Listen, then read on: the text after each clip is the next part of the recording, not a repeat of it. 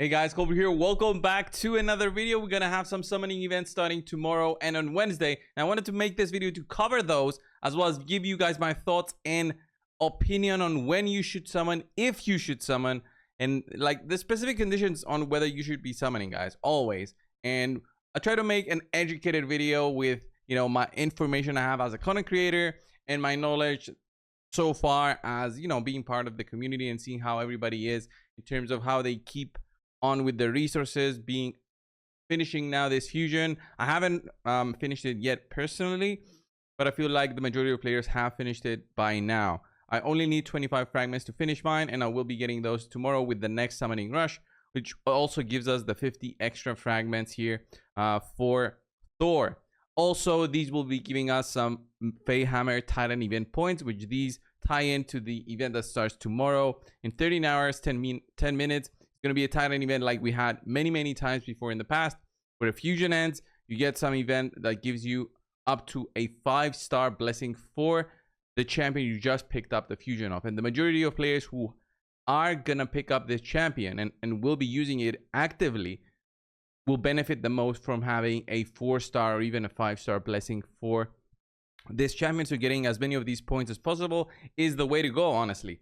So how should you go about this? Well, if you want to be doing the summons, it all means the quality of shards that you have available. So sacreds, the primals, the voids, the ancients, all of those will be giving you points, with sacreds giving you the most amount of points, and the quality is so high, okay, comparing it to the points that ancients give you. But again, you might have more ancients for whatever reason. Maybe you're a spender, maybe not. It all depends on each each player out there and how you want to be using up all your saved sacreds. I've got 22. I was saving them personally for Freya. We know that this is coming. The Titan event for Freya is coming, but we still have 5 more weeks for the Asgard Rising event, or whatever they call it. So we still have a lot of time for this one. Will that mean you'll be able to collect another 20 sacreds by then?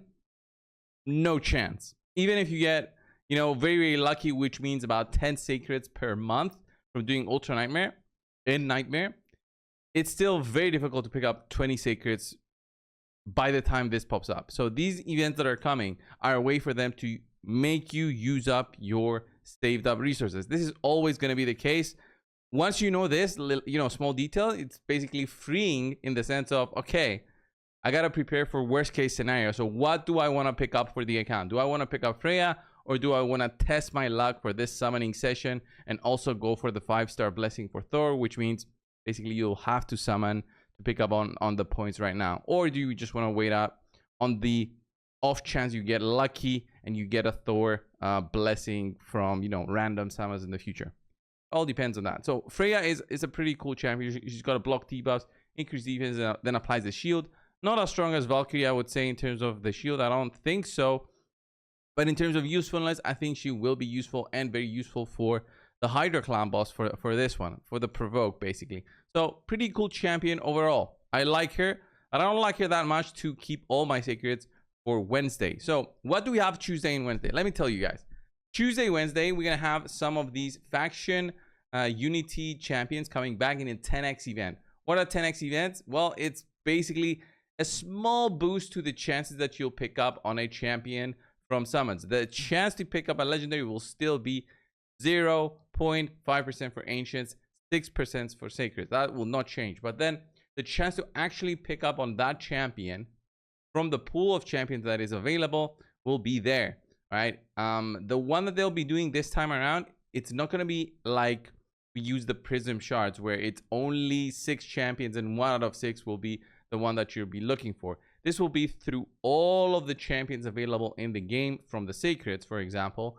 And then they'll add on these unity heroes like Legata Teox, Bolint, and so on. And I'm going to tell you which ones are coming on Tuesday and which ones on Wednesday. So starting out, Asalin, Faina, and Falman will be coming in on Tuesday. So it's basically the first 3 that we have for the faction unity. So Asal, Akalin here, the stalwart, pretty cool actually. But we all know who everybody wants is going to be Legata Teox for now. But let's just cover these champions for a bit. Asalin Stalwart, I do like him a lot. If you're using Bannerlords, you can definitely use him together. Got a cool Bannerlord's Unity skill, which gives like a shield, and then depending on how many faction allies you have, those shields become better and better, plus additional immunities that he provides when shields are available. Then we have for the high elves, we're gonna have where is she? Fina. Fina can also be used in when you have lots of high elves together. She gives nice boost to crit rate and speed, and then she also provides extra damage to allies that are within the same group. So deal 25% more damage when attacking out of active turn, and also at 3 faction allies will ignore 5% of target's defense for each buff on them. So this is very cool in some very specific teams for the Hydra. And then Falmont also, we know he can deal some solid damage, basically also giving immunity to cooldown increasing effects when you got 3 faction allies together in the team. So very interesting as a champion. These are all for Tuesday summoning sessions. And then for Wednesday, we're going to have other 3 champions, which basically everybody will be looking for. Legata Teox, which will be featured on Wednesday. So September the 18th, gonna be a different summoning portal. It's gonna change completely after about, I think it's like 10 a.m. server time. I think is when the switch happens. So if we have a look, we're gonna have where is he?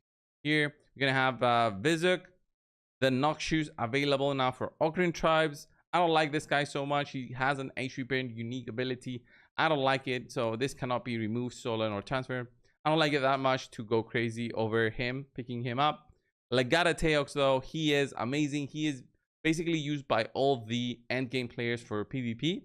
You're not somebody who's crazy about PvP, you're not gonna go crazy over this guy. And again, if you don't have crazy lizardmen also to go alongside with him, give you this 3 faction ally immunity to sheep debuff. This is key in order to make the team work when going for the Legata Teox team.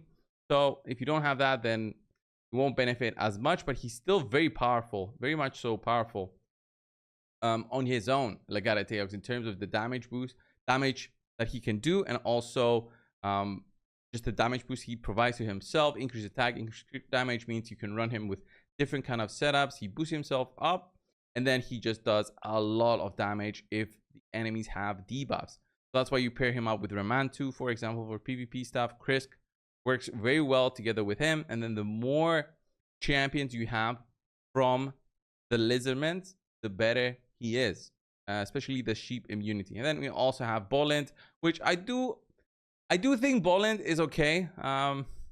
Where's Bolent? Where Bolent right here. I do think he's okay. He allows the ability for the stuns when you have at least 1 faction ally together with him, and then basically every ally now has a chance to stun. Basically makes the team very easy to crowd control enemies. But again, this is not for the majority of players. Majority of players have found a way to push through content that requires, you know, crowd control. So having this guy will be nice if you are still progressing through the game, but not so much so as, you know, Teox. So when you should be summoning, let me show you when. I'll show you my RSL helper just to give you guys an idea. So this is RSL helper. When you have it open, it tracks when you're summoning and knows when you pick up on a legendary. Last time I picked up on a legendary was my boy here. 14 sacreds it took me to pick him up. Now I'm at 17 sacreds without a legendary, meaning a 16% chance on this account to actually pick up on a legendary.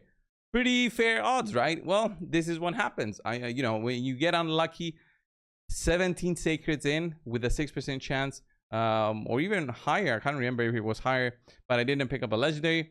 At least when RSL Helper was open, my chances are now at 16%. So I have a good chance to pick up on a legendary, and we're gonna have a 1+1. So this is gonna be huge. So me, I'll be personally summoning on Wednesday for my main account, hoping to pick up on Legata Teox. What are the odds of that? Well, very low. If you've hit Mercy already, maybe the past weekend or something, you're gonna have a bad time. You're gonna be opening lots of secrets. You could maybe open 20 and not pick up a single legendary. I definitely know other content creators. It might have been Hellhate, it might have been Scratch, can't remember who, did a huge summoning session, like 100 sacreds on a 10x odds chance weekend or day, and they did not pick up on the featured champion. There's no mercy system with that. There's mercy system with picking up a legendary, but not with the one that's offered through the 10x. So you gotta have that in mind. If you're already over mercy and you know you have good odds, you know, better odds at least than before, then hopefully you pick something up, guys. Hopefully you pick something up, and that may be, you know, Legare Teox. But again, there's like 200 plus legendaries here, so it can be any of these legendaries except for the voids. When you open up a signature, it can be any of these. It's just that the ones featured on Tuesday and Wednesday will have 10x odds, so it's gonna be 10 divided by 230 or so, whatever the amount of non-void and non-mythical champions we have currently in the game. So it's very low odds. So is that enough for you guys to even spend to pick up on this champion? Well, you gotta figure that one out yourselves. I do not recommend spending, honestly, because again, you're not competing with anybody really.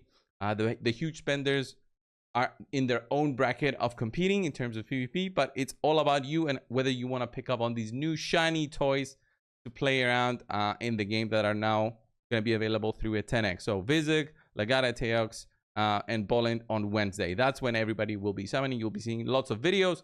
Again, just watch them for the entertainment. Don't watch them in order to see, oh, they got lucky, so I will be too. Or they got unlucky, maybe I'll get lucky. Have that in mind, guys. Thank you all for watching. Subscribe, guys, if you haven't already. I'll see you in the next one. See ya.